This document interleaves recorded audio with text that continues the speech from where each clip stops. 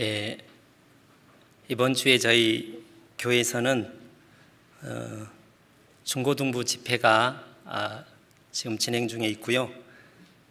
강남 직장인 전도 집회가 있습니다. 그리고 전국 3월 학교가 오프라인과 온라인으로 이렇게 진행 중에 있습니다. 함께 기도하기를 원합니다. 함께 기도하시겠습니다.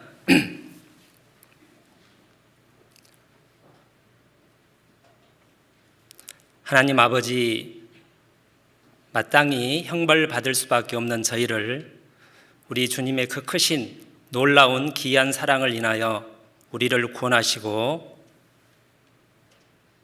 천국 소망 주시고 지금까지 저희 믿음을 지켜주시며 영광의 복음을 위해 형제 자매들과 함께 우리 하나님을 섬기며 살 수 있게 해주신 은혜에 감사드립니다.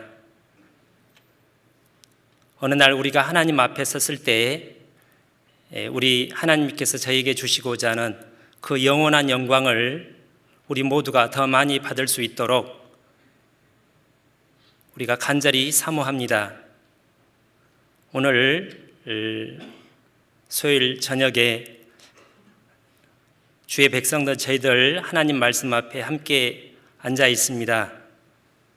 자비하신 성령 하나님께서 역사하셔서 진리의 말씀이 우리 심령 가운데에 새겨지고 우리 삶 가운데에 실천이 되도록 역사하시고 은혜와 감동을 베풀어 주시기를 원합니다. 모든 것을 주님 은혜 가운데 부탁을 드리며 우리 구주 예수님 이름으로 기도 올립니다. 아멘. 오늘 본문은 로마서 8장입니다.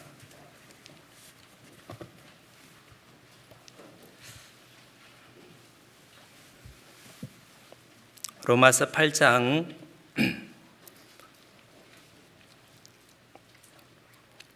16절부터 제가 읽겠습니다. 15절부터 로마서 8장 15절부터 너희는 다시 무소하는 종의 영을 받지 아니하였고 양자 영을 받았으므로 아바 아버지라 부르짖느니라. 성령이 친히 우리 영으로 더불어 우리가 하나님의 자녀인 것을 증거하시나니 자녀이면 또한 후사 곧 하나님의 후사요 그리스도와 함께한 후사니 우리가 그와 함께 영광을 받기 위하여 고난도 함께 받아야 할 것이니라. 생각한데 현재의 고난은 장차 우리에게 나타날 영광과 좋게 비교할 수 없도다. 우리가 예수님의 구속의 사역으로 구원을 받는 것이 이 세상에 태어난 1차적인 목적입니다. 근데 그게 끝이 아니라 또 다른 우리를 구원하신 또 다른 목적이 있다고 17절에 말하고 있습니다. 17절에 자녀이면 구원받은 하나님의 구원으로 자녀가 되었으면 또한 후사라는 말을 상속자라는 뜻입니다. 곧 하나님의 후사 상속자요 그리스도와 함께한 후사니 우리가 그와 함께 영광을 받기 위하여 고난도 함께 받아야 될 것이니라. 하나님께서는 예수 그리스도께서 죽고 부활하심으로 이루신 얻으신 놀라운 영광을 우리들에게 하나님 자녀된 우리들에게 함께 나누어 주기를 정말 원하십니다. 그래서 혹 구원받은 성도들 가운데 어떤 분들은 구원받으면 됐지 이제 천국에 가니까 그런 하나님이 우리에게 주시고자 하는 상급 영원한 영광에 대해서 무관심할 수 있다고 생각합니다. 또 어떤 분들은 나는 그런 욕심 별로 없다고 어찌 보면 겸손하게 말하기도 하는데 그것은 결코 하나님의 뜻이 아닙니다. 그래서 오늘 말씀을 통해서 하나님께서 우리에게 그 주시고자 하는 하나님의 영원한 영광이 얼마나 크고 놀라운지 그것을 우리가 조금 알 수 있다면 그것을 더 간절하게 사모하고 또 사모한 만큼 그것을 위해서 복음으로 인한 고난을 즐겁게 기쁘게 받을 수 있으리라고 생각을 합니다.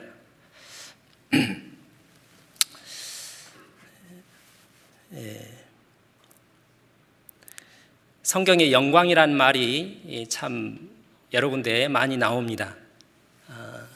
세상에서도 영광이란 말을 이렇게 사용하죠. 언제 사용할까요? 그 영화 어떤 시상식에서 아카데미 시상식이라든지 작품상, 감독상을 받으면 많은 사람으로부터 이렇게 환호와 박수갈채를 받게 되죠. 그래서 그 시상대 앞에 와서 이렇게 이제 영광을 누리고 그때 또 누구에게 이 영광을 함께 나누고 싶다는 인사말을 우리가 간혹 듣습니다. 또 예를 들어서 요즘 올림픽 경기나 또 월드컵 때 금메달 따거나 우승을 하면 그 영광이 참 세상에서 참 대단하죠.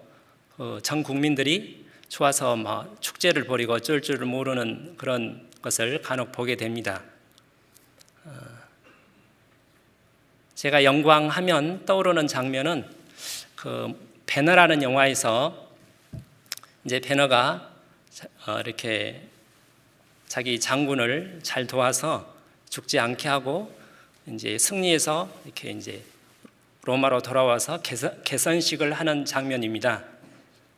그때 이제 자기 양 아버지와 함께 그 굉장히 높은 계단을 위에 황제가 있는 그 위에 이렇게 올라가는 장면입니다. 그래서 그 황제와 함께 많은 사람들의 어떤 열렬한 환호, 이렇게 음악이 울리고 꽃가루가 뿌려지고 그걸 생각하면 이 세상 그것이 이 세상에서 우리가 생각할 수 있는 영광이 아닌가 생각을 합니다. 근데 성경은 그게 이제 영광은 영광인데 헛된 영광, 거짓된 영광이라고 말을 합니다. 헛되단 말은 너무 짧기 때문이고 거짓되다는 의미는 사람은 본래 영광을 받을 수 있는 위치가 아니기 때문입니다. 로마서 11장 마지막 절에 따르면 하나님께서 모든 것을 창조하시고 인간 역사를 시작하시고 또 예수님을 통해서 구속의 역사를 이루신 모든 것은 하나님 자신의 영광을 위해서라고 말을 합니다. 그것이 정당합니다. 왜냐하면 모든 것이 하나님께로 나와 하나님께로 말미암고 하나님께로 돌아가는 것이 진실이기 때문입니다. 근데 그 영광을 사단이 또 어떤 사람이 이렇게 이제 가로채는 거죠. 하나님이 주신 육체를 가지고 생명을 가지고 하나님이 주신 여러 가지 능력과 지혜와 은사를 가지고 자기가 이제 하나님께 영광 돌리지 않고 자기가 이제 차지하려고 하는 게 그게 이제 죄죠. 그게 그래서 거짓되다는 의미라고 생각을 합니다. 그래서 성경에 참된 영광은 하나님께만 돌아가야 되는데 영광의 뜻이 이렇게 생각하면 이렇게 쉽게 이렇게 잘 안 잡힙니다. 뚜렷하게 영광이 무슨 뜻일까? 그래서 실제로 이렇게 히브리어 또는 헬라어 그 원어를 봐더라도 이렇게 좀 뚜렷하게 안 잡히는데요. 여러 가지를 정리를 해보면 영광이라는 의미는 하나님 자기 자신의 본질이 영광이라는 생각을 갖게 됩니다. 이걸 본문으로 잡으시고 출애굽기 33장을 보시겠습니다.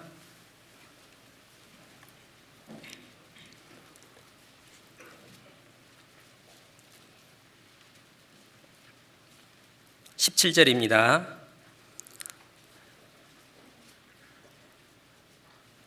여호와께서 모세에게 이르시되 너의 말하는 이 일도 내가 하리니 너는 내 목전에 은총을 입었고 내가 이름으로도 너를 알미니라.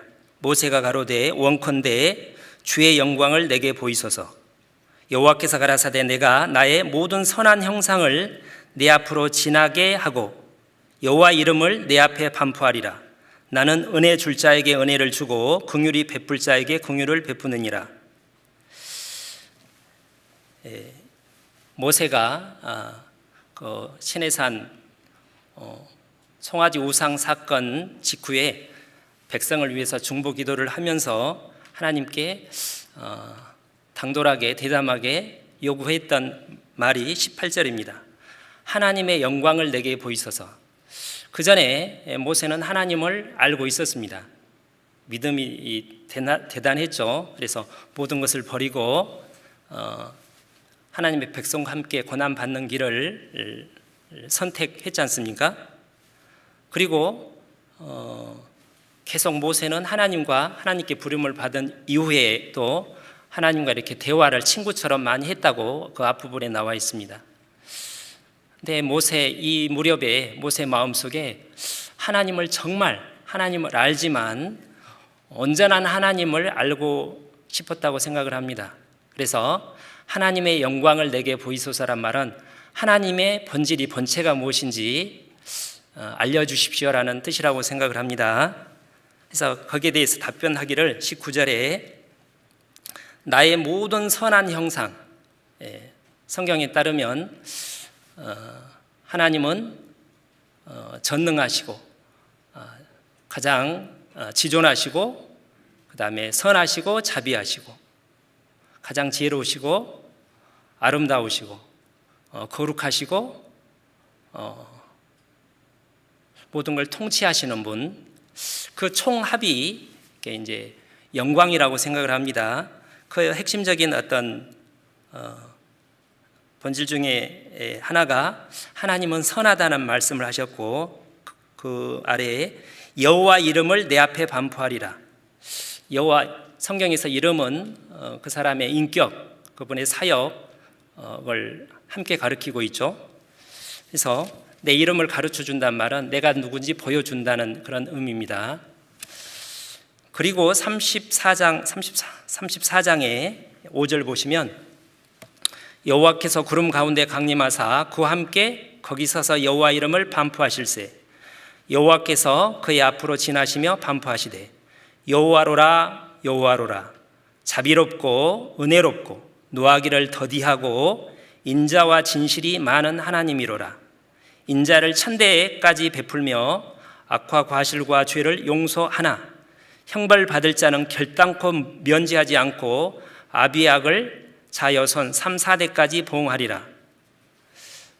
하나님께서 소개를 하기를 하나님은 사랑이시라고 인자와 자비가 무궁하시다고 이렇게 말씀하셨습니다. 그래서 우리를 이제 독생자의 희생을 통해서 우리를 구원하시는 일을 하시고 모든 선한 일을 하시는 겁니다. 그분이 선하시기 때문에 사랑이시죠. 그래서 천대까지 그 자비를 베푸시는데 그 자비를 거절하는 사람에게 복음을 배척하는 사람, 또 성령의 역사를 복음을 증거하는 성령의 역사를 고의적으로 배척하는 사람, 예수님의 보혈의 가치를 이렇게 모독하는 고의적으로 부인하는 사람에게 반드시 형벌을 하시죠. 그건 하나님의 공입니다. 아무튼 성경 전체를 보면 영광이란 말은 하나님만 가지고 본질적으로 가지고 계시고 모든 것은 하나님께 영광을 돌려야 됩니다. 천사도 그렇고 만물도 그렇고 우리 구원받은 사람은 더더욱 그렇죠. 하나님의 영광에 대한 말씀을 한 군데 조금 더 보면 에스겔서 1장을 보시겠습니다.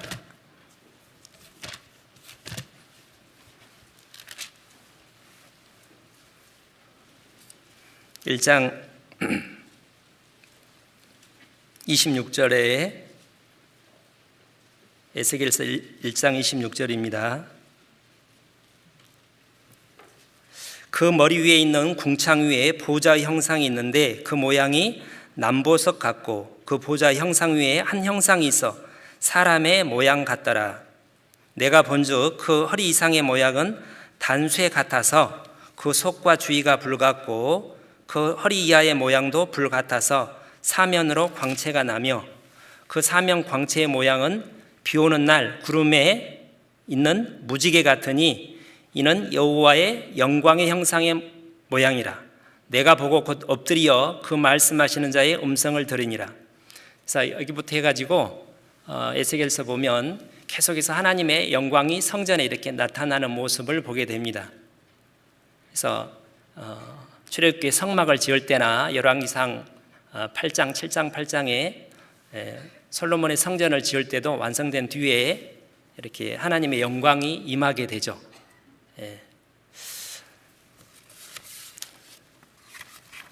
그래서 하나님의 영광은 하나님이 지으신 모든 피조물에 다 나타납니다. 자연이라든지 우리 사람도 하나님의 형상대로 지음을 받았기 때문에 창조성을 가지고 있고 하나님을 닮은 부분이 있지 않습니까? 이적을 통해서도 하나님께 영광을 돌리고 하나님 말씀을 순종함으로 하나님께 영광을 돌리는데 가장 극적으로 하나님의 영광이 나타나는 것이 십자가, 예수 그리스도의 십자가의 구속의 사역이라고 성경은 말합니다. 요한복음 12장을 보시겠습니다. 23절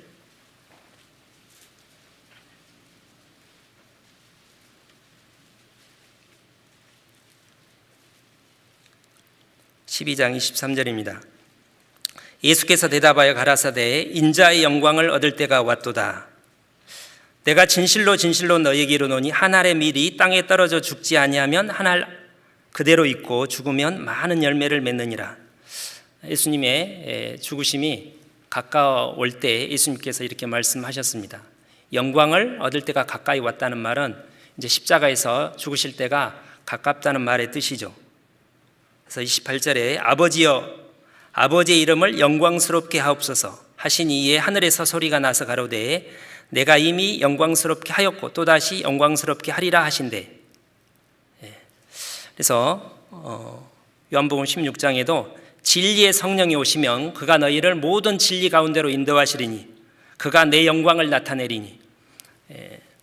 성령께서 하시는 가장 중요한 일이 예수님, 성자 예수님이 하신 그 십자가의 구속의 사역을 증거함으로 구원받도록 하는 그 일이죠. 아무튼 모든 것은 하나님의 영광을 위해서 존재합니다. 이사야 43장에는 물은 내 이름으로 일컫는 자 곧 내가 내 영광을 위하여 창조한 자들을 오게 하라. 그들을 내가 지었고 만들었느니라. 우리를 만드신 그리고 우리를 구원하신 궁극적인 목적도 하나님의 영광을 위해서라고 말을 합니다. 그 영광을 하나님께서 우리에게 합법적으로 주시기를 원하신다는 겁니다. 그 영광이 우리가 하나님을 다 알 수 없죠. 상상은 할 수 있는데 온전히 상상하기도 어려운 그 놀라운 하나님의 영광을 하나님께서 예수님의 구속의 사역으로 자녀된 사랑하는 저와 여러분에게 그 영광을 주시고 싶다는 겁니다. 그것이 하나님의 소원이라는 겁니다. 누구에게 그 영광을 주냐? 요한복음 13장에는 만일 하나님이 저를 인하여 영광을 얻으셨으면 하나님도 자기를 인하여 저에게 영광을 주시리니. 영광을 하나님께 돌리는 그 삶을 통해서, 순종을 통해서 또 십자가의 삶을, 십자가의 어떤 고난을 통해서 하나님께 영광 돌릴 때 하나님께서 예수님이 받으시는 그 영광에 참여할 수 있도록 하나님이 허락하십니다. 그래서 다시 로마서 8장을 본문 보시면, 이거 본문은 잡으시고,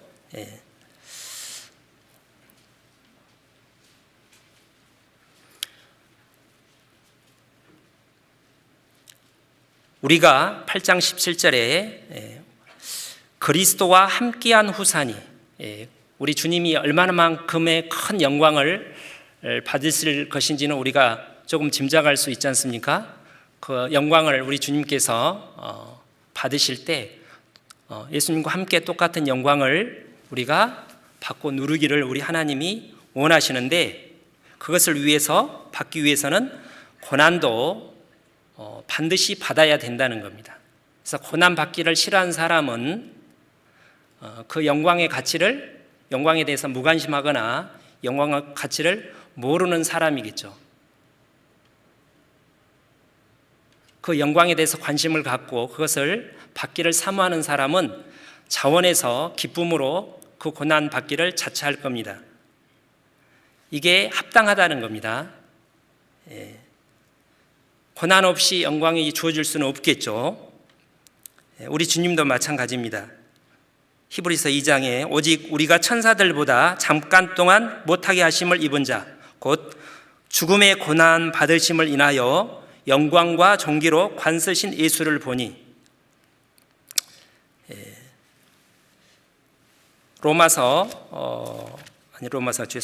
고린도 후서 4장을 보겠습니다.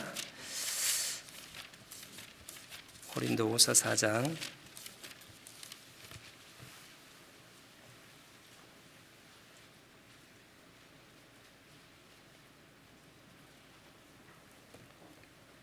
3절, 고린도후서 4장 3절.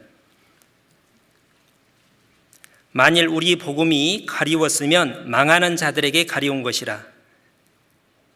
이 세상 신이, 그중에 이 세상 신이 믿지 아니하는 자들의 마음을 혼미케 하여 그리스도의 영광의 복음의 광채가 비추지 못하게 함이니 그리스도는 하나님의 형상이니라.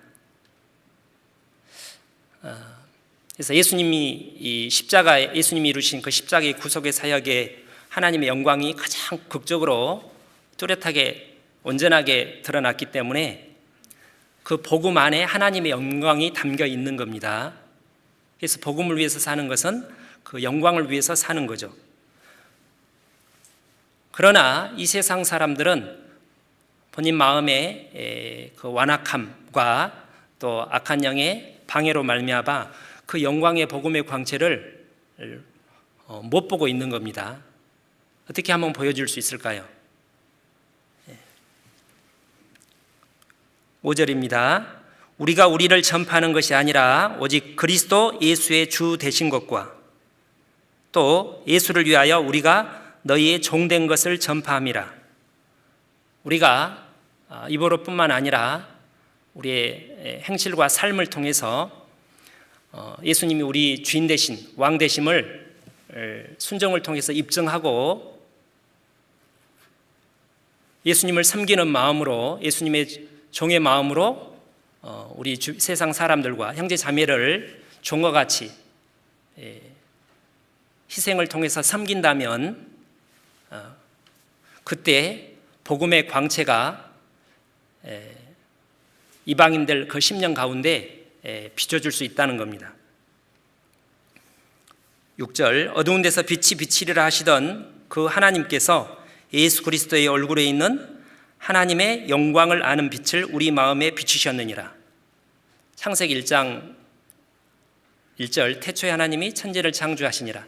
땅이 혼돈하고 공허하며 흑암이 깊음 위에 있고 하나님의 신은 운행하시니라. 빛이 있으라 하심에 빛이 있었고, 그 빛이 우리 주 예수 그리스도시죠. 예수님이 이 세상의 빛으로 오셨습니다. 그리고 십자가에서 그걸 온전히 드러내셨는데 그것을 전달할 매개체가 필요합니다. 그 복음의 빛을, 영광의 복음의 빛을 받은 우리가 반사함으로, 우리 삶을 통해서 드러냄으로 우리 주변 사람들에게 비춤으로써 그들이 영광의 복음의 광채를 보고 구원을 받을 수 있도록 해야 된다는 겁니다. 내 자신을 부인하는 거죠. 어떤 경우라도 우리가 복음을 전하고 하나님의 영광을 드러내는 일에 가장 우선해야 할 겁니다. 그 8절에 우리가 사방으로 우겨쌈을 당하여도 쌓이지 아니하며 답답한 일을 당하여도 낙심하지 아니하며 핍박을 받아도 버림받지 아니하며 거꾸로 뜨림을 당하여도 망하지 아니하고 우리가 좋은 환경, 편안할 때뿐만 아니라 여기 여러 가지 어려운 상황, 극한 상황일 수 있겠습니다. 이런 상황 속에서도 10절 우리가 항상 예수 죽인 것, 그 십자가죠. 십자가를 우리 몸에 짊어지면 내 자신을 부인하고 십자가를 주님께서 우리 각자에게 주신 십자가의 짐을 십자가를 지고 좁은 길을 가는 것은 예수의 생명이 복음의 광채라고 생각을 합니다.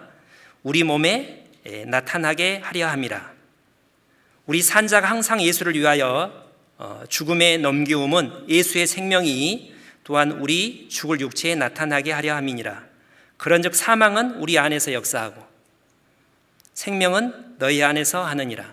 이게 하나님의 미리 땅에 떨어져 죽는 그 일이죠. 예수님이 먼저 그 일을 하셨고 그 생명을 받은 우리도 그 길을 가고 있습니다.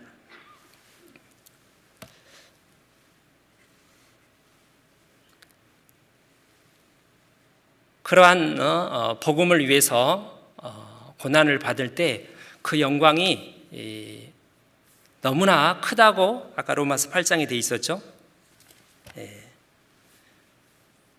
우리가 현재 받는 고난과 비교할 수 없다 이렇게 돼 있고 고린도후서 4장에는 여기 보시면 이렇게 돼 있습니다. 고린도후서 4장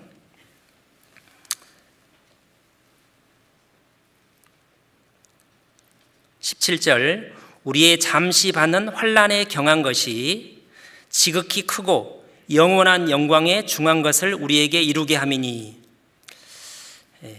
이제 이 세상의 고난과 영원한 세상에서의 우리가 받게 될 영광을 이렇게 비교를 하고 있습니다.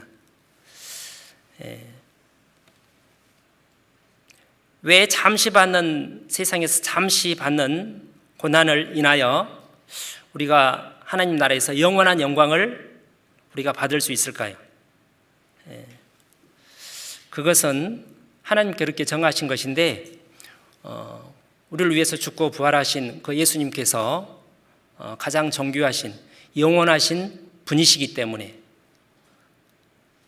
그분이 영원한 희생을 치르심으로 우리를 구속하셨기 때문이라고 생각을 합니다. 그것 때문에 우리가 행하는 믿음으로 하나님을 사랑함으로 행하는 작은 순종이 곱하기 몇천 배, 몇만 배, 몇십만 배, 몇백만 배가 된다는 겁니다. 제가 이렇게 생각을 해봤습니다. 우리가 영광을 받을 수 있는 고난과 영광과의 관계, 그래서 고난과 영광의 방식, 첫 번째는 고난의 크기가 클수록, 두 번째 우리가 처한 상황이 우리가 약하면 약할수록, 그 다음에 그 시간이 오래면 오래일수록 그 영광이 곱하기가 돼서 계속 엄청나게 기하급수적으로 이렇게 증가할 거라고 생각을 합니다.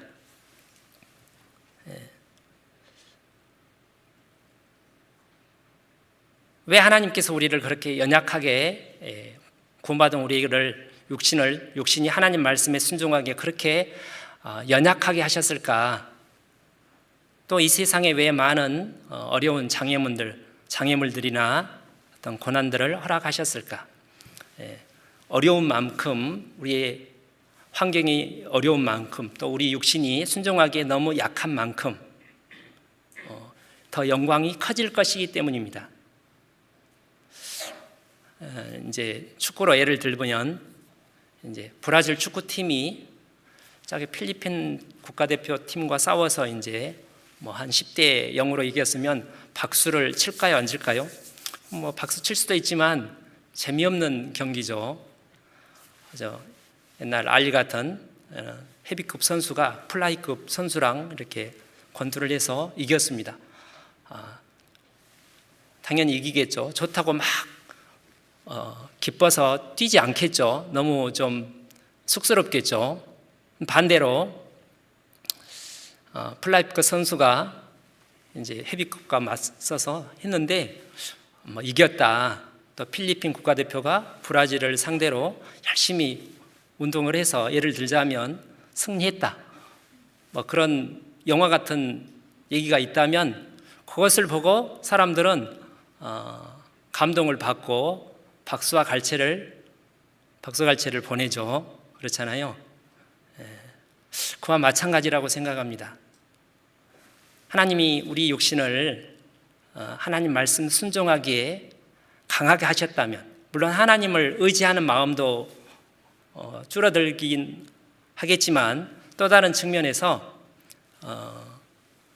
우리가 이 세상에서 그 마귀와의 싸움 가운데 승리를 할 때 그 어떤 영광의 크기가 그렇게 크지 않을 거라는 겁니다. 그래서 우리가 그렇게 우리를 약하게 지은 이유는, 세상에 많은 고난이 있는 이유는, 그게 때로 오랜 시간이 지속되는 이유는 그 영광의 크기를 기하 곱하기 해서 한없는 큰 영광을 우리에게 주시기 위해서라고 생각을 합니다. 그것을 믿음을 통해서 보았던 많은 신앙의 선진들이 있습니다. 믿음의 선진들, 성경에 나오는 선진들 외에도 제가 개인적으로 아는 어떤 선교사님, 카톡 뭐라고 합니까? 카톡 첫 페이지에 어떤 자기 소개하는 그 글이 있는데, 짐 엘리엇의 어떤 글이 이렇게 쓰여져 있는 것을 기억합니다. 영원한 것을 얻기 위해 영원하지 않는 것을 버리는 자는 결코 바보가 아니다. 에콰도르 선교를 하다가 이렇게 이제 순교한 짐 엘리엇이 그 일기에 쓴 글이라고 하죠.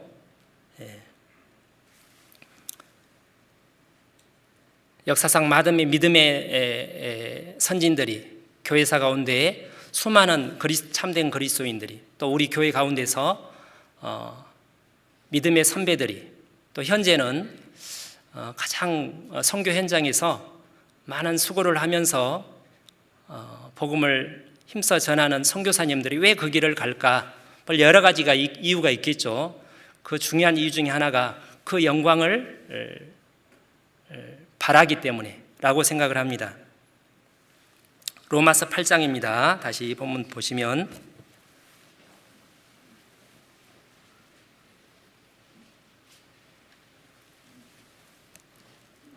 26절입니다.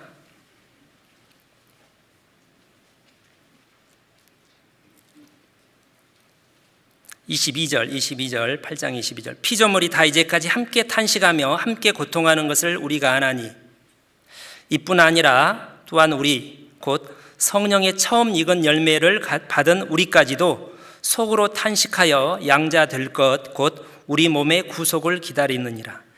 이게 바울 사도의 간증이죠. 바울 사도뿐만 아니라 모든 그리스도인, 참된 그리스도인들이 그 영광의 복음을 위해서 십자가의 좁은 길을 가는 것은 쉽습니까? 그렇지 않습니까? 쉬웠으면 바울 사도가 이렇게 간증하지 않았겠죠. 그게 너무 힘든 겁니다. 육신적으로는.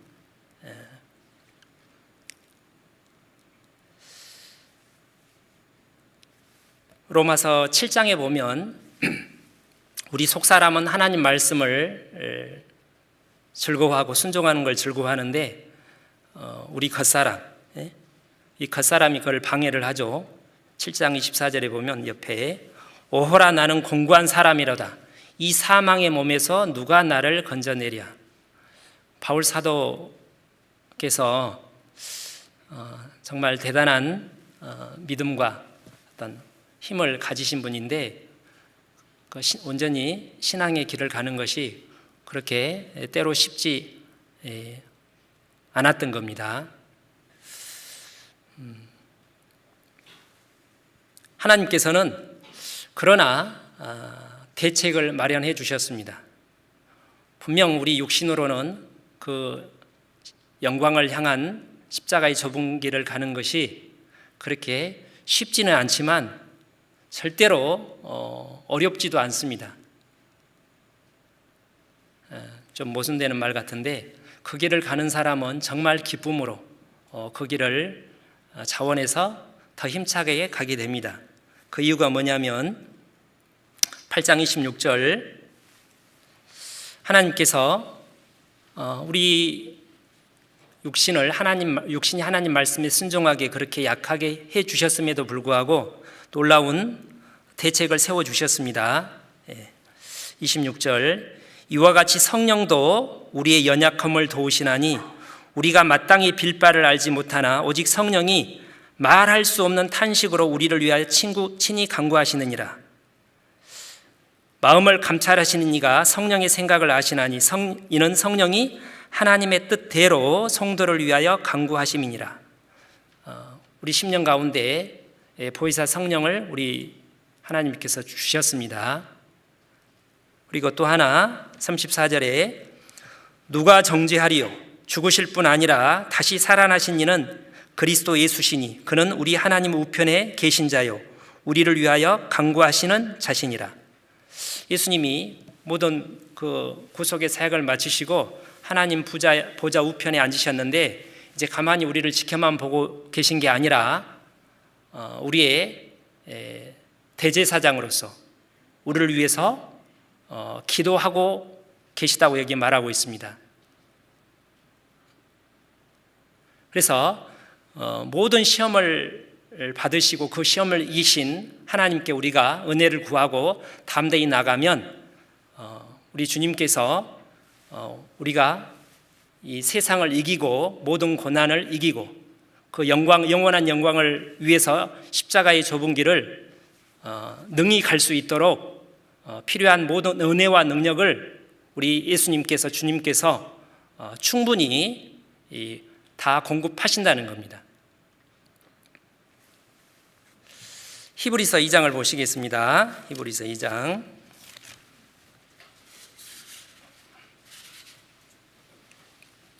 17절입니다.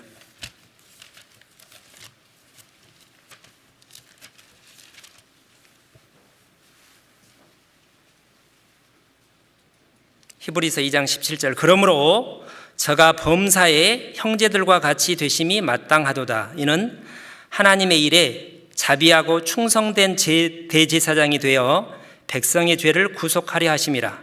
자기가 시험을 받아 고난을 당하셨은즉 시험 받는 자들을 능히 도우시느니라.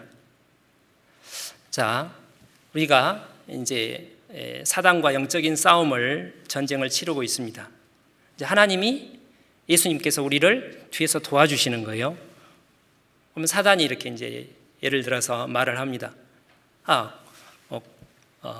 공의로우신 하나님, 왜 예수님께서 내가 지금 사단과 싸우고 있는데 왜 예수님께서 옆에서 편들어 줍니까? 도와줍니까? 이거는 공평하지 못한 싸움입니다 라고 말을 한다면 하나님께서 그런가? 라고 하지 않으시고 예수님께서 우리를 도움을 구하는 우리를 위해서 모든 은혜와 능력을 베푸시는 것이 합법적이라는 겁니다. 왜 그러냐면 예수님께서 이 세상에 계실 때 사람이 받을 수 있는 모든 가장 극한 시험을 다 받으시고 똑같은 우리와 같은 육체를 가지시고 신성을 버리시고 인성을 가지고 모든 시험을 이기셨기 때문입니다.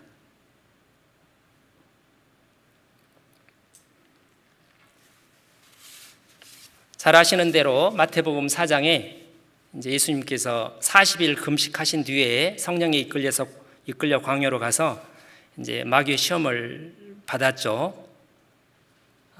세 가지 시험을 다 이기셨습니다. 40일을 금식하신 것은 사람이 견딜 수 있는 인간으로서 감당할 수 있는 가장 극한 그런 상황이라고 생각을 합니다. 그런데 예수님께서 이기셨습니다. 왜 그러하셨냐면 우리를 합법적으로 우리가 도움을 구할 때, 은혜와 능력을 구할 때 합법적으로 우리를 도우시기 위해서. 만약 예수님께서 우리 죄만 용서하시고 구원하고자 한다면 십자가에서 피를 흘리고 죽으시면 됩니다. 굳이 34세 되지 않더라도 더 어린 나이에 예수님께서 피를 흘리고 죽으시면, 죄를 짊어지고 죽으시면 그게 전혀 부족함이 없죠. 근데 왜 그 모든 시험을 받으시고 이기시고 온전히 하나님께 순종을 하셨을까? 우리를 자녀 삼아주시고 의롭다 하시기 위해서. 또 하나 이유가 여기 말씀하신 대로 우리를 돕기 위해서. 여기 왼쪽 2장, 히브리서 2장을 보시겠습니다. 9절.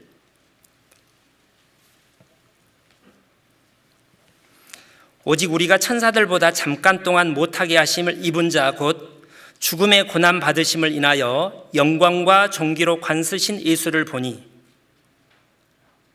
예수님은 죽고 부활하심으로 이제 영광과 존귀로 관쓰셨는데 그 뒤에 이를 행하심은 하나님의 은혜로 말미암아 모든 사람을 위하여 죽음을 맛보려 하심이라.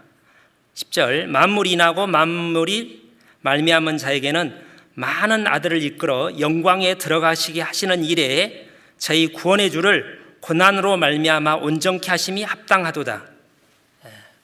우리에게 그 영원한 영광을 주시기 위해서, 그리고 그 영광을 얻을 수 있도록 하나님께서 모든 필요한 은혜와 능력을 합법적으로 주시기 위해서 그 시험을 안 받을 수도 있었지만 일부러 받으시고 모두 다 이기셨다는 겁니다.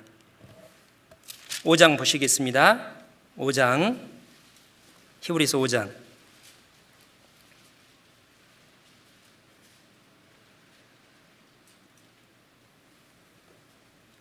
6절. 또한 이와 같이 다른 데 말씀하시되 내가 영원히 멜기세덱의 반차를 쫓는 제사장이라 하셨으니 그는 육체에 계실 때 자기를 죽음에서 능히 구원하실 이에게 심한 통곡과 눈물로 간구와 소원을 올렸고 그의 경외하심을 인하여 들으심을 얻었느니라. 예수님도 십자가를 앞두고 심히 민망하고 마태복음 6장에 따르면 심히 고민하여 죽을 지경이니 이렇게 말씀하셨죠. 결코 쉽지 않으셨습니다. 그리고 8절. 그가 아들이시라도 받으신 고난으로 순종함을 배워서 온전케 되었은즉 자기를 순종하는 모든 자에게 영원한 구원의 근원이 되시고 하나님께 멜기세덱의 반차를 쫓은 대제사장이라 칭하심을 받았느니라. 예수님께서 부족함이 있으셔서 순종해야지 온전해지는 건 아니라 예수님 자신이 온전한 하나님이신데 여기 순종함을 통해서 온전하게 되었다는 말의 의미는 그 받으신 시험을 이기시고 승리함으로 온전히 순종하심으로 우리를 도울 수 있는 그런 합법적인 자격을 갖게 되었다는 뜻이라고 생각을 합니다.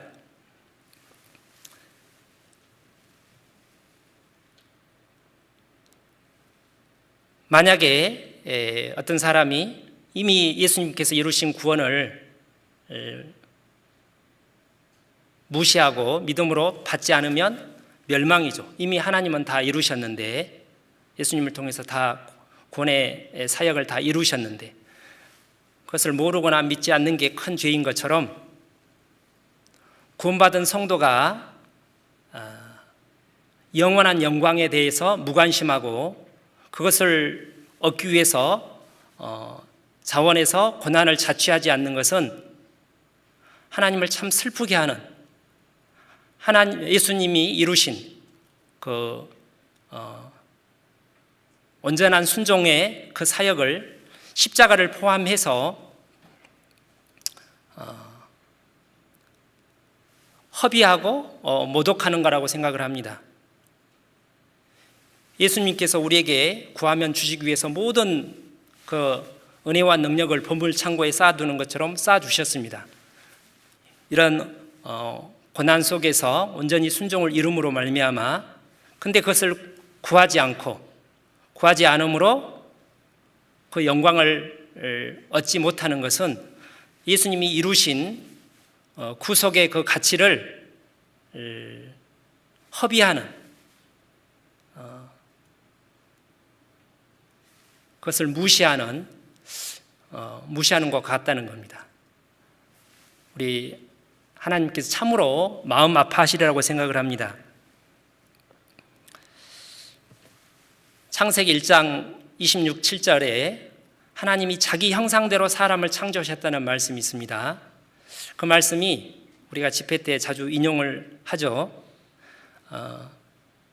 우리가 하나님을 닮은 영적인 존재로 또는 하나님의 사랑의 대상으로, 그런 의미도 있지만 좀 더 폭을 확대해 보면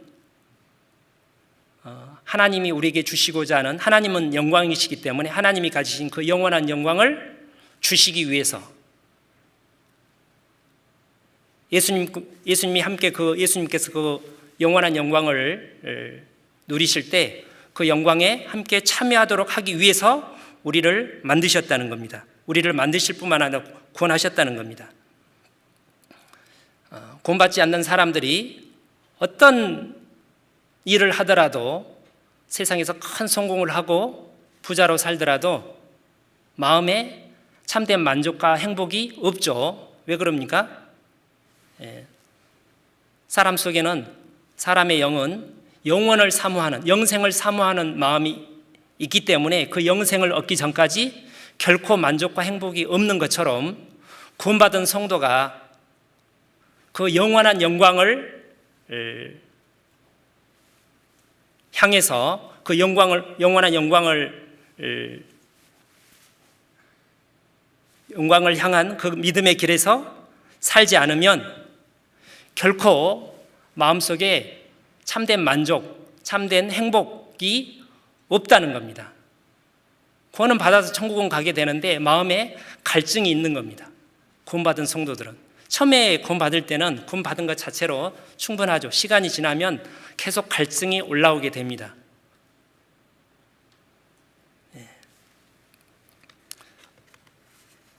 그래서 우리는 구원을 받을 때 그 영광을 얻기 위해서 처음부터 설계된, 세팅이 된 하나님의 자녀라고 말할 수 있습니다. 그래서 우리가 복음을 위해서 고난을 받을 때 우리 영이 그 영원한 영광을 얻을 것이기 때문에 너무나 기쁘고 즐거워서 어쩔 줄을 모르는 겁니다. 잘 아시는 대로 제가 마태복음 5장을 한번 읽어보겠습니다. 의를 위하여 핍박을 받는 자는 복이 있나니 천국이 저희 것임이라. 나를 인하여 너희를 욕하고 핍박하고 거짓으로 너희를 거스려 모든 악한 말을 할 때는 너희에게 복이 있나니 기뻐하고 즐거워하라. 하늘에서 너희 상이 크민이라. 우리가 복음으로 인해서 핍박을 받을 때 우리 영이 본능적으로 그 영원한 영광을 이렇게 이제 하늘의 영광이 쌓여갈 것이기 때문에, 쌓여가고 있는 중이기 때문에 너무나 행복하다는 겁니다. 많은 일을 어떤 일을 해서 일당이 몇십만 원, 굉장히 높습니다. 일당이 몇십만 원 아니면 몇백만 원.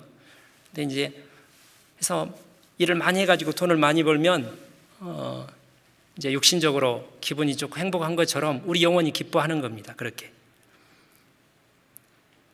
그래서 사도행전에 보면 사도들이 복음을 전하다가 채찍을 맞았을 때 그것을 탄식하고 슬퍼한 게 아니라 오히려 기뻐하고 즐거워했죠. 스데반 집사님께서 처음 순교할 때 자기를 향해서 이를 갈고 노려보는 그들을 향해서 스데반 집사님이 이렇게 하나님 말씀, 복음의 말씀을 전합니다. 그리고 돌에 이제 맞아서 죽어가면서 그들을 위해서 기도했는데 사도행전 6장에는 그때 스데반 집사님의 얼굴이 천사와 같이 빛났다고 되어 있습니다. 그 마음속에 말할 수 없는 설명할 수 없는 그런 기쁨이 넘쳤던 겁니다.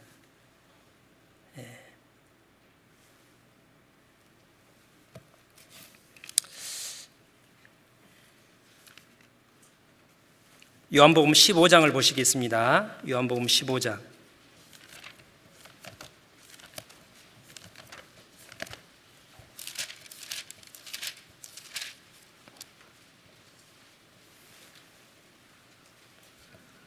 (10절입니다) 요한복음 15장 10절. 내가 아버지의 계명을 지켜 그의 사랑 안에 거하는 것 같이 너희도 내 계명을 지키면 내 사랑 안에 거하리라. 내가 이것을 너희에게 이름은 내 기쁨이 너희 안에 있어 너희 기쁨을 충만하게 하려 함이니라. 우리들 심령 가운데 우리 주님이 계시죠. 주의 영이 계십니다. 그 주님의 영은 우리가 하나님 말씀을 순종함으로 복음을 위해서 하나님께 영광을 돌림으로 우리가 살아갈 때, 그게 예수님이 소원이셨지 않습니까? 우리 심령 가운데 예수님이 너무 기쁘신 거예요. 좋아서 어쩔 줄을 모르신 겁니다. 우리도 그 사랑하는 주님과 함께 한 영이 됐기 때문에 우리 영도 함께 기뻐하고 즐거워하는 거죠. 그래서 우리가 복음을 위해서 고난받지 않으면 그리스도인들은 과거에 나는 구원받을 때 행복했고 언젠가 천국에 가면 행복할 것 같지만 지금 내 마음은 어떤 측면에서 답답하고 굉장히 무기력하게 됩니다. 왜냐하면 영원한 영광을 얻기 위해서 구속이 됐는데 그렇지 않는 삶을 살기 때문입니다. 창세기 25장을 보시겠습니다.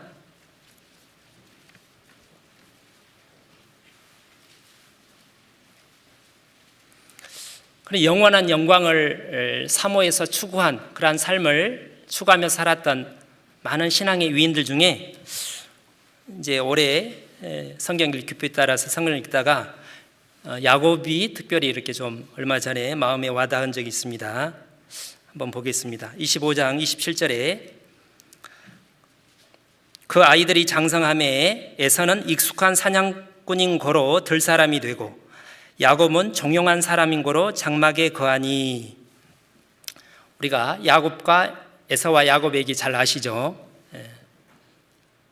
야곱은 둘째로 이렇게 태어났습니다. 그래서 선천적으로 장자의 축복, 명분을 받을 수가 없죠. 에서가 받게 되어 있습니다. 근데 여기 보면 야곱은 종용한 사람인 거로, 종용하다는 말을 설명하기가 어떻게 생각할까요? 제가 봤을 때는 깊이 생각하는, 어떻게 하면 그러니까 깊이 사색하는, 영원한 것에 대해서 관심을 갖고 그것을 추구하는 그런 의미라고 생각을 합니다. 야곱은 아버지 이삭을 통해서도 그렇고 할아버지 아브라함을 통해서도 어릴 적에 하나님께서 아브라함과 자기 할아버지 아브라함과 아버지 이삭에게 약속하신 하나님의 놀라운 영광, 축복에 대해서, 상급에 대해서 많이 들었습니다. 이렇게 계산을 해보면 야곱이 17살 때 아브라함이 이렇게 돌아가신 것 같습니다. 그러니까 어릴 적에 이제 아동기, 소년기에 할아버지 아브라함한테 가서 이렇게 이제 들은 겁니다. 에서는 별로 관심이 없었는데 그 마음속에 그 영원한 하나님의 축복에 대해서 사모하는 마음이 너무너무 이렇게 꿈틀꿈틀 올라오는 겁니다. 근데 어쩔 수가 없지 않습니까? 어떻게 하면 이걸 얻을까? 포기를 하지 않았죠. 간절한 마음이 없었으면 어쩔 수 있나? 내가 장자의 명분을 받고 싶지만 선천적으로 나는 둘째로 태어났기 때문에 어쩔 수 없나? 포기를 할 수도 있었을 텐데 야곱은 그게 너무 그것을 사모했기 때문에 계속 생각하고 궁리를 했던 겁니다. 그래서 형 에서가 사냥 갔다 와서 배고플 때 팥죽 한 그릇으로 그 장자의 명분을 사는데 그게 그냥 어떻게 해서 어쩌다 그렇게 된 게 아니라 오랫동안 생각하고 궁리하고 계획한 결과 그렇게 한 것이 분명합니다. 물론 방법은 좀 잘못됐지만 그 마음은 하나님 보기에 너무 이뻤다는 겁니다. 야곱이 그 이름과 같이 좀 어떤 면에서는 약삭발은 좀 거짓말도 잘하고 거짓말한 거죠. 그것 때문에 많은 고난을 받았지만 험악한 세월을 보내긴 했지만 야곱의 삶 가운데서 배울 수 있는 가장 중요한 것 중에 하나가 그 영원한 하나님의 축복, 영광, 상급을 사모하는 그 마음, 그것을 추구하는 마음. 그래서 결국 도저히 뺏을 수 없는 것을 뺏어버린 겁니다. 그것을 뺏자마자 고난이 시작이 됐죠. 28장에 보시면 28장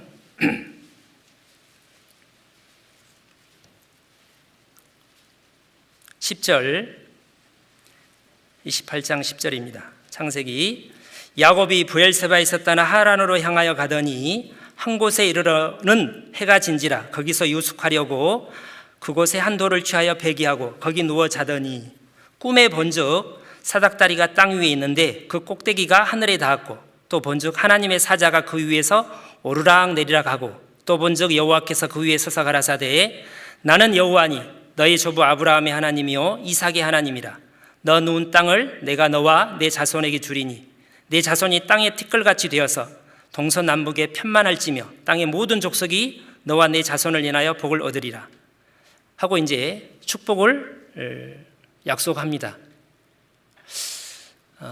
왜 하나님 야곱과 이제 언약이 이렇게 시작이 된 겁니다.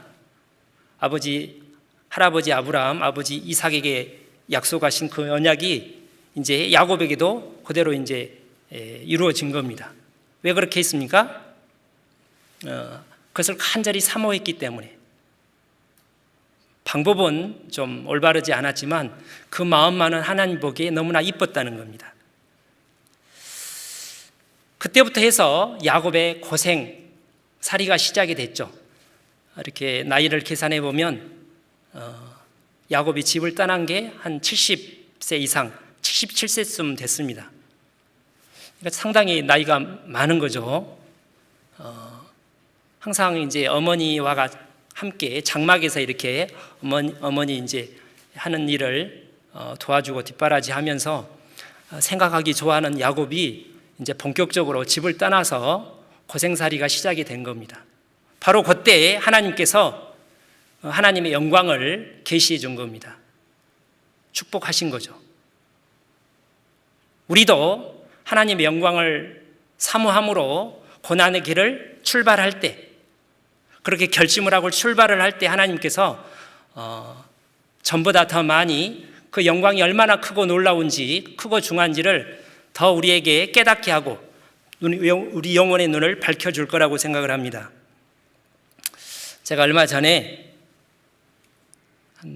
꽤 됐는 한 달 전쯤에 찬송가를 하나 들었습니다. 너무나 그게 감동이 돼서 제가 하루 종일 거의 들은 적이 있습니다. 내 주를 가까이라는 찬송인데요. 그 가사를 한번 편곡을 좀 했는데 그 가사를 좀 눈여겨보시면서 한번 같이 들었으면 좋겠습니다. 방송실 부탁합니다.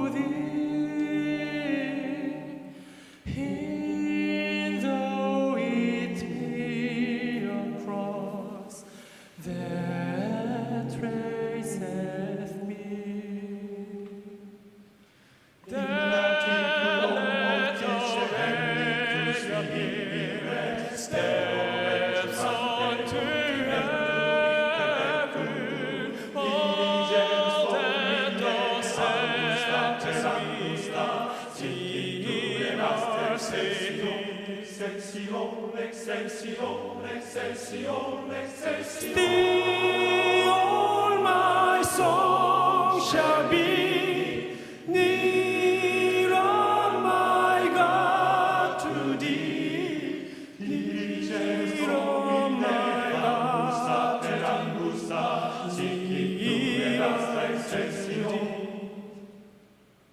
Though like dawn that earth, the sun gone down, darkness be over me, my legs go Excelsior, Excelsior, Excelsior, Excelsior. Angels to beckon me, nearer, my God, to thee.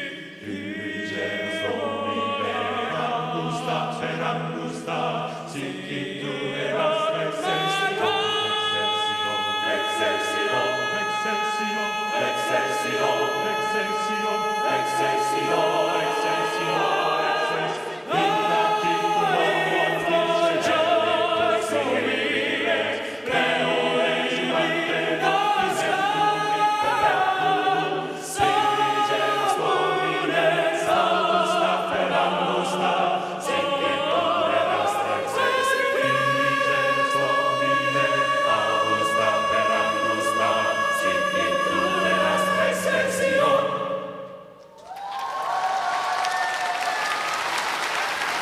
감사합니다. 어떻게 들으셨는지요? 우리가 이 세상에는 나그네로서 살고 있습니다. 우리 본향이 따로 있죠. 우리가 나그네로서의 삶을 천국의 소망을 두고 영원한 영광을 위해서 십자가의 좁은 길을 가게 될 때 우리 몸은 우리 겉은 날로 후패하지만 우리 속은 날로 새롭다는 고린도후서 4장 말씀처럼 우리 심령은 기뻐 날뛰면서 하늘을 별을 넘어 하나님께로 나아가는 겁니다. 얼마나 하나님께 가까이 가면 갈수록 영광의 하나님을 좀 더 알면 알수록 보면 볼수록 우리 영혼은 너무나 기뻐서 어쩔 줄을 모르는 겁니다. 시편 90편을 보시겠습니다.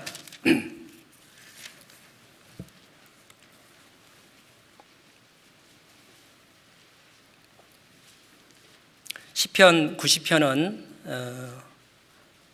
그 표제에 하나님의 사람 모세의 기도라고 되어 있습니다. 우리가 또 이 말씀은 집회 때 자주 인용되는 구절을 가지고 있습니다. 그래서 어떤 우리 삶이 얼마나 짧은지 헛된지에 대한 교훈을 주고 있는데요. 2절부터 보시면 산이 생기기 전 땅과 세계도 주께서 조성하시기 전 곧 영원부터 영원까지 주는 하나님이시니이다. 주께서 사람을 티끌로 돌아가게 하시고 말씀하시기를 너희 인생들은 돌아가라 하셨사오니 주의 목전에는 천년이 지나간 어제 같으며 밤의 한 경점 같을 뿐임이니이다. 시간만 놓고 보면 대조를 하면 영원한 하나님과 우리 인생이 얼마나 그렇게 극명하게 대조가 되는지 비교할 수가 없습니다. 그렇죠? 그래서 먼지와 같이 그리고 그 뒤에는 이렇게 되어 있습니다. 6절에 푸른 5절부터 보시면 주께서 저희를 홍수처럼 쓸어 가시나이다. 저희는 잠깐 자는 것 같으며 아침에 돋는 풀 같으니이다. 풀은 아침에 피어 자라다가 저녁에는 뱀바되어 마르나이다. 우리는 주의 노예에 소멸되며 주의 분내심에 놀라나이다. 주께서 우리의 죄악을 주의 앞에 놓으시며 우리의 은밀한 죄를 주의 얼굴빛 가운데 두셨사오니 우리의 모든 날이 주의 분노증에 지나가며 우리의 평생이 일시간에 다하였나이다. 우리의 어떤 헛된 짧은 삶을 말하면서 하나님이 우리 인생들의 죄에 대한 분노를 이렇게 7절부터 11절까지 이렇게 쭉 설명을 하고 있습니다. 11절에 누가 주의 노의 능력을 알며 누가 주를 두려워하여야 할 대로 주의 진노를 알리이까. 모세가 이제 이 시편을 모세가 언제 기록했을까? 그 어떤 모압 땅 앞에 가나안 요단강 그 맞은편 가나안 땅 맞은편에서 죽기 얼마 전에 기록을 했다고 한다면 그 출애굽한 200만의 그 백성들이 대부분 죽었죠. 여호수아 갈렙 20세 미만을 제외하고는 여호수아 갈렙을 제외하고 모두가 다 죽은 겁니다. 홍수처럼 노아 홍수 때 그냥 노아 가족 8사람을 제외하고 다 쓸어버린 것처럼 20세 미만을 제외하고 20세 이상으로는 여호수아 갈렙을 제외하고 다 죽은 겁니다. 자기 누나 미리암도 죽었고 아름도 얼마 전에 죽었습니다. 다 죽은 거예요. 이제 아무도 없습니다. 60세 이상으로는 2사람을 제외하고. 그게 하나님의 거룩한 분노죠. 불순종으로 말미암은. 왜 그들이 불순종했습니까? 민수기 13사장에 하나님의 능력을 구원의 은혜를 믿지 못하고 구원의 은혜와 그 구속의 능력을 믿지 못함으로 그들이 광야 생활을 40년 동안 시간을 허비했죠. 그래서 그들 중에 어떤 큰 죄를 지어서 뱀에 죽는 사람도 있었고 불에 죽는 사람도 있었지만 그러면 그런 재앙으로 죽지 않는 사람도 결국은 다 늙어서 40년이 지난 뒤에 60세 이상으로는 여호수아 갈렙 제하고 다 죽은 겁니다. 그게 하나님의 진노인데 불순종에 대한 불신에 대한 불신으로 말미암은 불순종에 대한 진노입니다.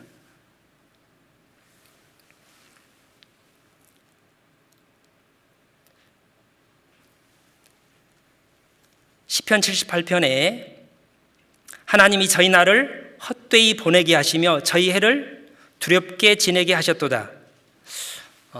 발전이 없는 진보가 없는 헛된 제자리 걸음하는 삶, 이것이 하나님의 슬픈 징계입니다. 거룩한 진노입니다. 모세가 그걸 보면서 얼마나 마음이 아팠던지 12절에 이렇게 기도합니다. 누가 주의 노의 능력을 알며 누가 주를 두려워하여야 할 대로 주의 진노를 알리이까. 우리에게 우리 날 계수함을 가르치사 지혜의 마음을 얻게 하소서. 이 너무나 짧은 이 삶이 영원한 것과 영원한 영광을 위해서 살아야 되는데 그 귀한 시간을 40년 동안 대부분 허비한 것에 대한 너무나 큰 고통과 슬픔, 안타까움을 표현한 거라고 생각을 합니다. 그래서 하나님께 중보 기도를 합니다. 15절, 우리를 공곡케 한 날수대로와 우리의 화를 당한 연수대로 기쁘게 하소서.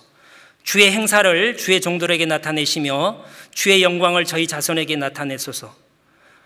주 우리 하나님의 은총을 우리에게 임하게 하사 우리 손의 행사를 우리에게 경고케 하소서. 우리 손의 행사를 경고케 하소서. 하나님, 우리 이 백성들이 하나님의 애굽에서 하나님께서 구속한 이 백성들이 그 영원한 영광을 위해서 살 수 있도록 하나님의 영광을 보여주십시오. 그것을 볼 수 있는 눈을 주시고 그러한 삶을 살 수 있도록 하나님 불쌍히 여겨주십시오. 은혜를 베풀어 주십시오. 다 죽어간 홍수처럼 휩쓸려간 사람과 같은 그런 삶을 다시는 살지 않도록 하나님 우리 인생이 얼마나 짧은지,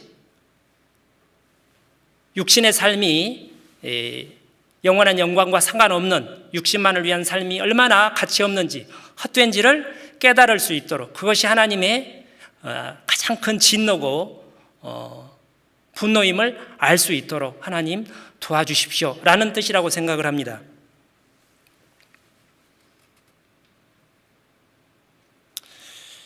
우리는 어느 날 하나님 앞에 다 서죠. 그때 서로 다른 상급과 영광을 받게 된다고 성경은 분명히 말합니다. 그렇죠? 제가 청년 때 다른 청년들하고 얘기를 할 때 그런 얘기를 한 적이 있습니다.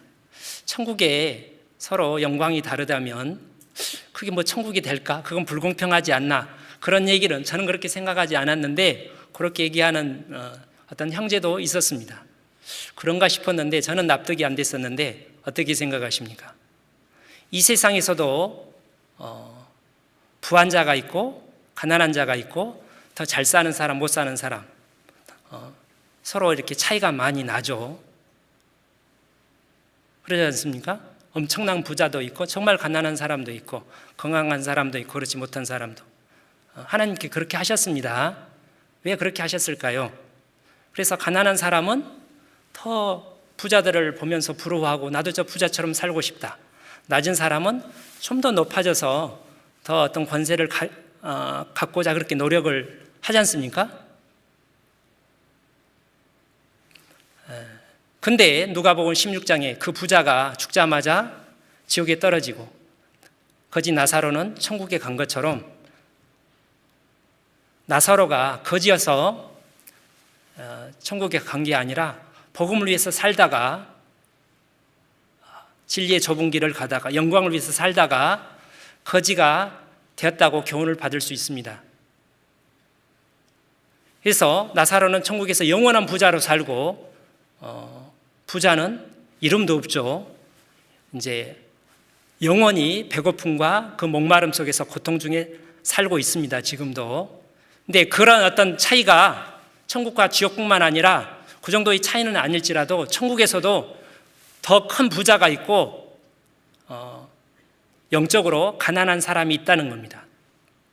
요한계시록 7교회의 말씀 중에서 라우디기아 교회는 아시는 대로 내가 말하기를 나는 부자라 부요하여 부족한 것이 없다 하나 내 공고한 것과 가련한 것과 가난한 것과 눈먼 것과 벌거벗은 것을 알지 못하는도다. 하나님 보실 때 너무나 영적으로 가난한 겁니다. 하나님께 상을 쌓아놓은 게 거의 없는 겁니다. 근데 거기에 비해서 서마나 교회는 내 환난과 궁핍을 아노니 실상은 내가 부요한 자니라. 이 세상은 잠깐으로 높고 강하고 부자고 또 약하고 또 가난하고 낮은 것이 이 세상에 잠깐 있다가 이제 영원히 사라지고 천국에서 그 서로 다른 상급과 영광을 받게 되는 겁니다. 해와 달의 영광이 다르고 별과 별의 영광이 다르다고 그랬죠. 영원히 다른 겁니다. 그렇죠? 우리가 영광을 가지고 요한계시록 22장에 만국이 이 땅의 왕들이 그 영광을 가지고 천국에 들어가는데 서로 다른 영광을 가지고 들어가게 됩니다. 그리고 그것은 한번 정해지면 영원히 변치 않습니다. 다시 가난한 사람이 좀 높아질 수도 없고 좀 부자가 베드로나 바울처럼 부자가 좀 낮아질 수도 없습니다. 영원 한 번 결정되면 영원하게 계속 되는 겁니다. 그것이 너무 그게 하나님의 공의죠. 그래서 베드로전서 1장에 외모로 보시지 않고 각 사람의 행위대로 판단하신 자를 너희가 아버지라 부른즉 너희의 나그네로 있을 때를 두려움으로 지내라고 이렇게 베드로 사도가 경고를 했습니다. 제가 신앙 초기에 하나님은 사랑이신데 왜 두려워하는가 좀 납득이 안 된 적이 있었는데 참 철이 없었죠. 신앙적으로. 하나님은 늘 나를 사랑하시지만 항상 기다려주시지만 그렇다고 순종도 안 하는데 상을 주시는 일은 절대로 없다는 겁니다.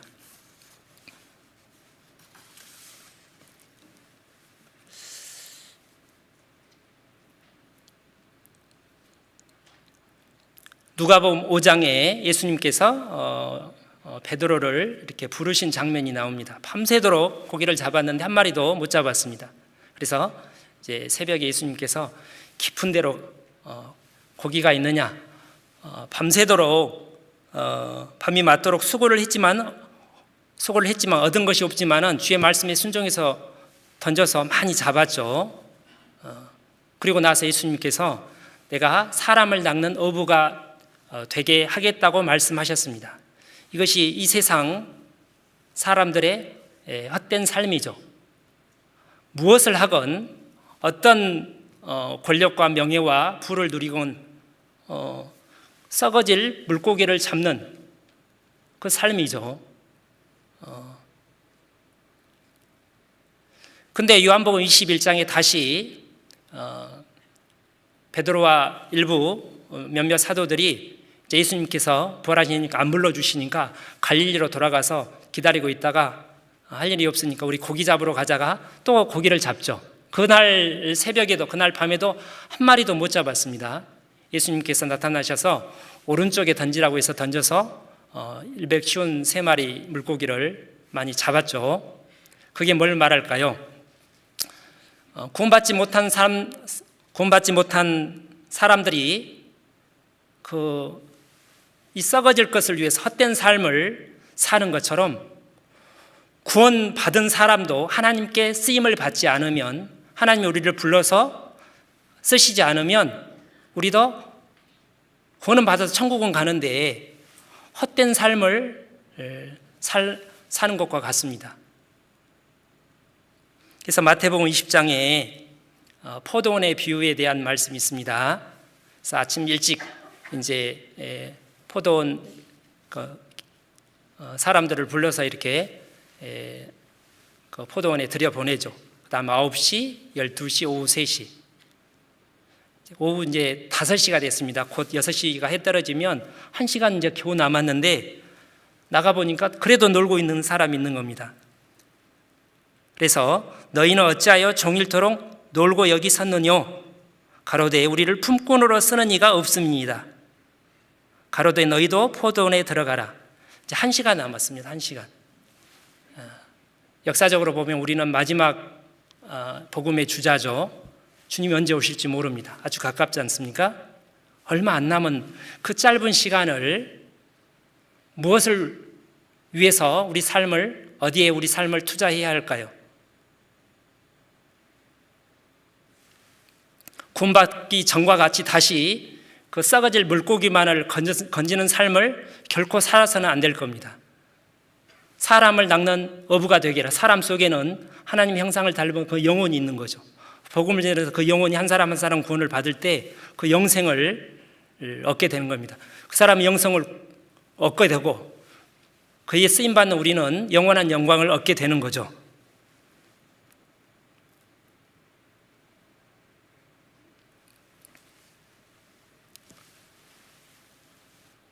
작년 12월 31일 동계 수련회 우리 이완 목사님 첫날 말씀 중에 복음에 대한 말씀 중에 우리가 이렇게 삶을 지금까지도 열심히 살아왔지만 이대로 끝난다면 우리 삶이 너무 억울하지 않겠냐, 이런 말씀이 저는 개인적으로 굉장히 와닿았습니다. 요한복음 17장을 보시겠습니다.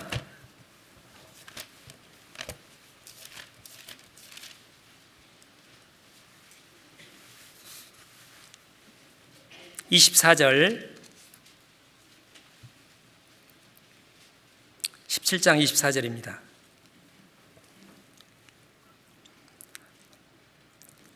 예수님의 돌아가시 직전에 마지막 기도였죠. 24절, 아버지여 내게 주신 자도 나 있는 곳에 나와 함께 있어 아버지께서 창세 전부터 나를 사랑하심으로 내게 주신 나의 영광을 저희로 보게 하시기를 원하옵나이다. 이것이 예수님의 마지막 기도 제목 중에 하나였습니다. 이거는 세상을 향한 게 아니라 구원받은 자녀들을 향한 예수님의 마지막 간절한 기도입니다. 예수님은 그 하나님의 영광을 너무나 잘 알고 계시죠. 그 영광을 그 자녀된 우리 구원받은 성도들이 알게 해달라고. 근데 어떻게 아느냐? 나 있는 곳에 나와 함께 있어. 예수님은 십자가에 돌아가실 때만 그 자리에 계신 게 아니라 지금도 예수님 마음은 십자가의 복음이 전해지는 곳에, 복음으로 말미암아 고난을 받는 곳에, 십자가의 복음으로 인해서 좁은 길을 눈물을 흘리며 걷는 그 사람의 심령 가운데 하나님께서 우리 주님께서 함께 하시고 그 복음의 영광을 밝은 빛과 같이 비춰주시는 게 틀림이 없습니다. 로마서 8장을 보시겠습니다.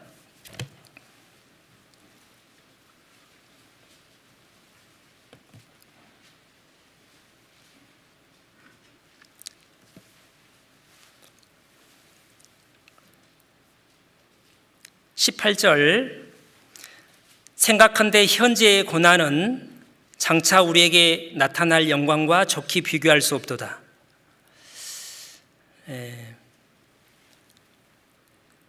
현재의 고난이 참 때로 힘들죠.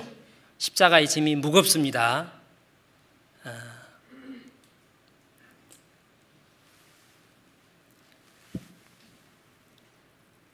이 로마서 7장은 영과 육의 싸움을 말하고 있고 8장에서 성령을 쫓아서 행하면 육신을 이기고 세상을 이기고 복음을 위해서 고난받는 삶을 살 수 있다고 얘기를 하는데,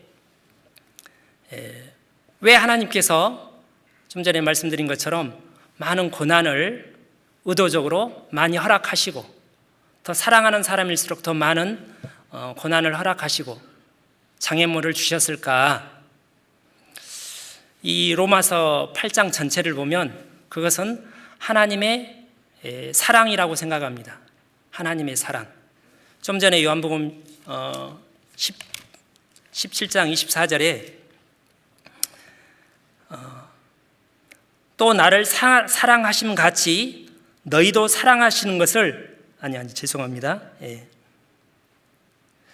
아버지께서 창세 전부터 나를 사랑하심으로 내게 주신 나의 영광. 아버지 성부 하나님께서 독생자 예수님을 너무나 사랑하셨죠. 내 사랑하는 아들을 기뻐하는 자라. 사랑하셨기 때문에 십자가의 고난을 주셨죠. 예수님은 순종하시고 사랑하셨기 때문에. 왜? 그 십자가 뒤에 그 영광이 너무 크고 놀랍고 그 영광으로 말미암아 본받은 많은 성도들이 그 예수님과 함께 영광을 받을 것이기 때문입니다. 자, 로마서 8장도 마찬가지입니다. 말할 수 없는 탄식으로 우리 몸의 구속을 기다리는 삶을 우리가 사는 그 이유는 사랑이라는 겁니다. 사랑.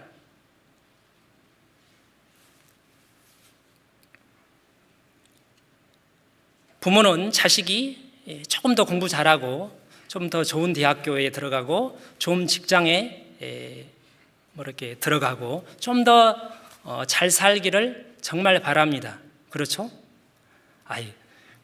태어났으면 됐지. 뭘 그걸 잘 살려고 그래. 아이가 태어났습니다. 근데 이제 안 자라는 거예요. 얘가 어떤 호르몬의 문제가 있어서 성장을 안 하거나 어떤 사고로 장애를 입어서 식물 인간이 됐다고 한번 생각을 해보죠. 생명이 있으면 되는 거지. 그렇게 생각하는 부모는 없을 겁니다. 태어났을 때 기쁜 것처럼 그 태어난 그 자녀가 정상적으로 잘 성장해서 잘 살아가는 모습을 부모는 기대하고 그것을 기뻐하죠.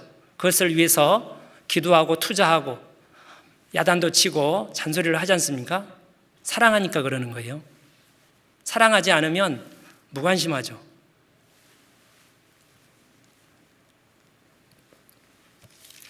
로마서 8장 여기 좀 보시면 그 사랑의 증거가 32절입니다. 자기 아들을 아끼지 아니하시고 우리 모든 사람을 위하여 내어주시니가 어찌 그 아들과 함께 모든 것을 우리에게 은사로 주지 아니하시겠느냐. 모든 것이 협력하여 선을 이루신다고 하신 하나님께서 그 은사 중에 우리가 피하고 싶은 궁핍과 고통과 연약함, 고린도후서 12장에 말씀하신 모든 약한 것들이 다 포함이 됩니다.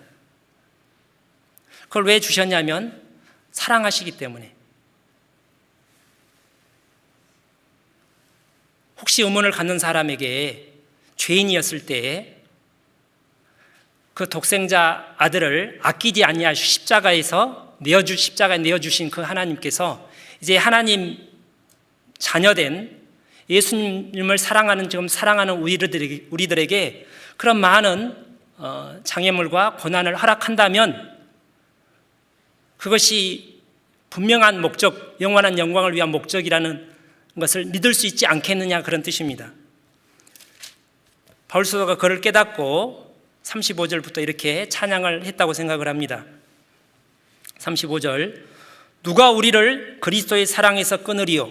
환난이나 공고나 핍박이나 기근이나 적신이나 위험이나 칼이랴 하고 그 좀 심한, 평범하지 않은 극한 많은 고난들을 쭉 열거하고 있는데, 그 극한 고난이 너무나 사랑했기 때문에 바울 사도에게 허락하셨고, 요셉에게 허락했고, 야곱에게 허락했고,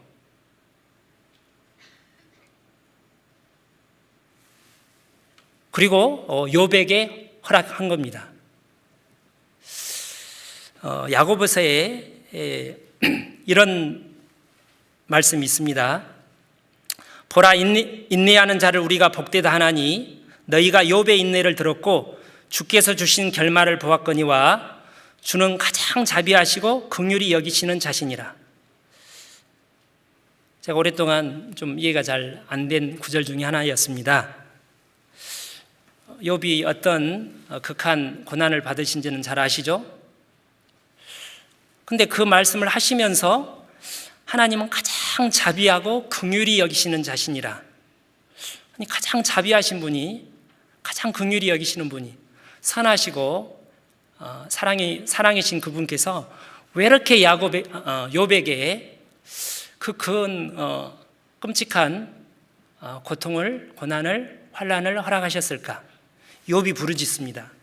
욥기 7장에 사람이 무엇이간데 주께서 크게 여기사 그에게 마음을 두시고 아침마다 권징하시며 분초마다 시험하시나이까? 주께서 내게서 눈을 돌이키지 아니하시며 나의 침 삼킬 동안도 놓지 아니하시기를 어느 때까지 하시리이까? 이것은 자기를 지켜보는 걸 감사하다고 하는 게 아니라 이제 불평하는 겁니다. 내가 사람을 할 수 있는 최선의 삶을 나름 살고 있는데 인간의 본성적인 어쩔 수 없는 죄악에 대해서 하나님께서 그렇게 책임을 물으시고 나를 이렇게 힘들게 내 삶을 간섭하시고 고난을 주시는 것은 너무하지 않습니까?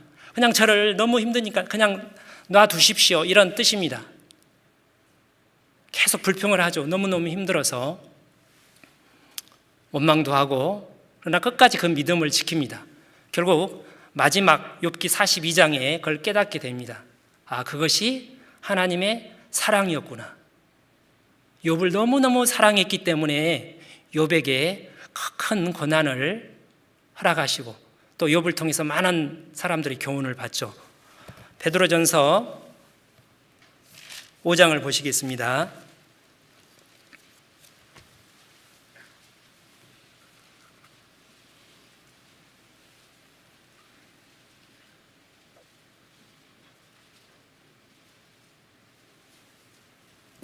베드로전서는 초대교회의 대박해를 앞두고 베드로 사도가 그 고난을, 시험을 믿음으로 이길 수 있도록 위로하고 격려하는 내용으로 되어 있습니다. 그렇죠? 그 마지막에 이렇게 이제 말을 합니다. 5장 9절, 너희는 믿음을 굳게 하여 저를 대적하라. 이는 세상에 있는 너희 형제들도 동일한 고난을 당하는 줄을 알미니라. 모든 은혜의 하나님 곧 그리스도 안에서 너희를 부르사 자기의 영원한 영광에 들어가게 하신 이가 잠깐 고난을 받은 너희를 친히 온전케 하시며 굳게 하시며 강하게 하시며 털을 경고케 하시리라. 권력이 세세 무궁토록 그에게 있을지어다. 아멘. 12절, 내가 신실한 형제로 아는 실로아노로 말미암아 너희에게 간단히 써서 권하고 이것이 하나님의 참된 은혜임을 증거하노니 너희는 이 은혜에 굳게 살아. 이 참된 은혜라는 말은 이 베드로전서에 기록된 모든 시련, 불같은 시험, 약 200년간 지속이 됐던 초대교회의 대박해를 의미합니다. 그것이 하나님의 은혜라는 겁니다. 바울 사도도 간증을 했죠. 고린도전 15장 10절에 내가 다른 사람보다 더 많이 수고했으나 이것이 은혜였다고.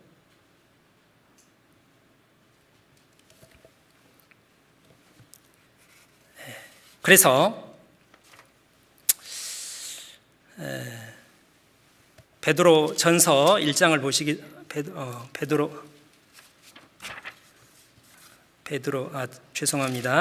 디모데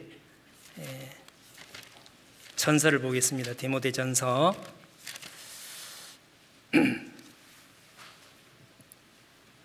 1장 12절.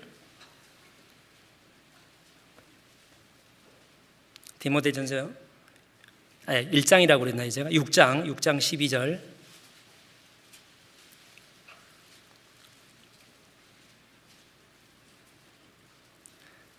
믿음의 선한 싸움을 싸우라. 영생을 취하라. 이를 위하여 내가 부르심을 입었고 많은 증인 앞에서 선한 증거를 증거하였도다. 그 앞에 보면 지족하는 마음을 갖고 부활해하는 마음을 갖지 말고 돈을 사랑하지 말고 것들을 버리고, 그럼 뭘 추구하느냐? 믿음의 선한 싸움, 영원한 영광을 사모하는 마음으로 그 좁은 믿음의 길을 가라는 겁니다. 그게 선한 싸움입니다. 그리고 이뤄진 영혼을 건지는 겁니다. 영생을 취하는, 복음을 전해서 구원받은 영생을 취하는 거죠. 그게 이게 이렇게 말할 수도 있습니다. 영원한 영광을 쟁취하라. 이것을 위해서 우리 각자가 하나님께 부르심을 받고 구원을 받았다는 겁니다. 13절, 만물을 살게 하신 하나님 앞과 본디오 빌라드를 향하여 선한 증거로 증거하신 그리스도 예수 앞에서 내가 명하노니. 자, 바울 사도가 디모데 믿음의 사랑의 믿음의 아들에게 이렇게 명령을 하는데 두 가지를 근거로 삼아서 말합니다. 만물에게 생명을 주신, 저와 우리에게 생명을 주신, 그리고 십자가에서 죽고 부활하신, 십자가의 그 고난과 수치를 받으시고 부활하신 그 예수님의 이름을 걸고 영생을 취하라는 겁니다.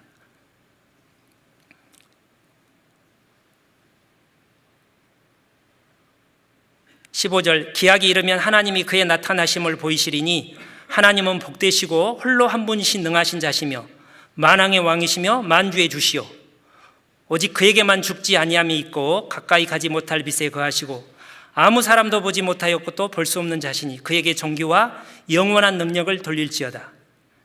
내가 이 세대에 부한 자들을 명하여 마음을 높이지 말고 정함이 없는 재물에 소망을 두지 말고 오직 우리에게 모든 걸 후히 주사 누리게 하시는 하나님께 두며 선한 일을 행하고 선한 사업에 부하고 나눠주기를 좋아하며 동정하는 자가 되게 하라. 이것이 장래에 자기를 위하여 좋은 터를 쌓아 참된 생명, 영원한 영광을 취하는 것이니라.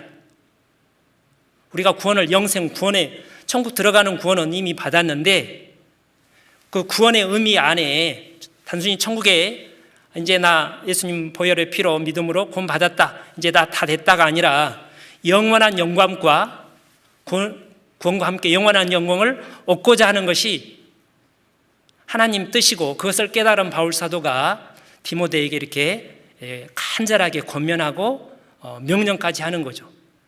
이 빌립보서를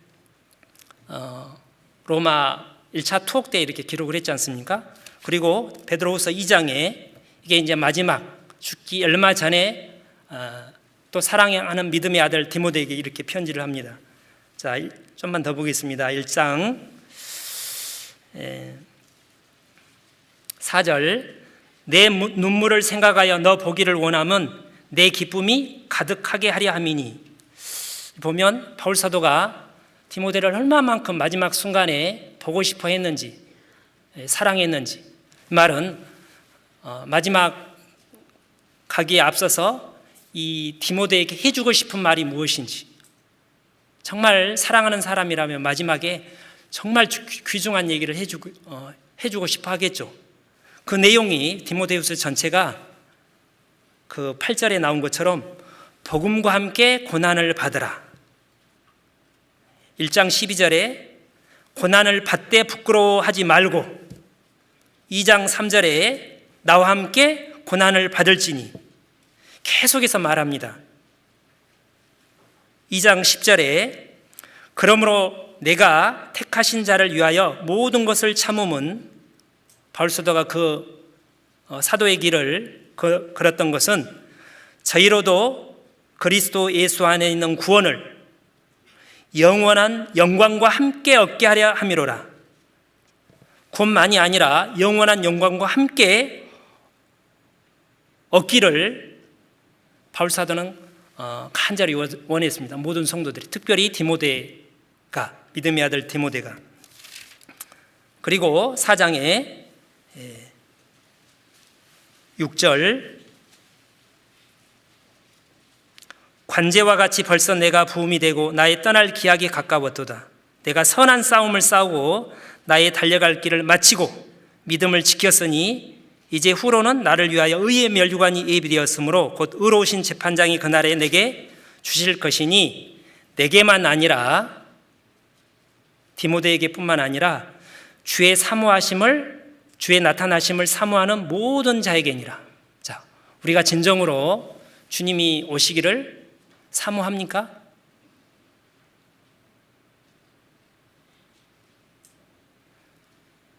만약 영원한 영광을 위한 삶을 지금까지 잘 살아오지 않으셨다면 절대로 그런 마음을 가질 수 없을 겁니다. 성경에 보면 하나님의 영광을 본 사람들이 이사야 선지자 이사야서 6장에 다니엘도, 에스겔도, 또 모세도, 또 다윗도 하나님의 영광을 이렇게 맛본 사람이 더 하나님의 영광에 대해서 갈급함을 가집니다. 음식도 먹어본 사람이 맛을 알잖아요. 그잖아요. 이 세상에 돈도 벌어본 사람이야 돈 맛을 알 거예요. 돈 못 벌어본 사람은 그게 좋기는 하겠는데 얼마나 좋은지 잘 모를 텐데, 그런 것처럼 영원한 하나님의 영광을 믿음의 눈으로 바라보고 그것을 위해서 사는 가운데 하나님의 영광을 10년 가운데 누리면서 하나님이 주시는 기쁨을, 말할 수 없는 기쁨을 누리고 사는 사람은 그것을 더욱 간절하게 사모하게 되어 있습니다. 만약 그렇지 않다면 정말 돌아봐야 될 거라고 생각을 합니다. 기도하고 마치겠습니다.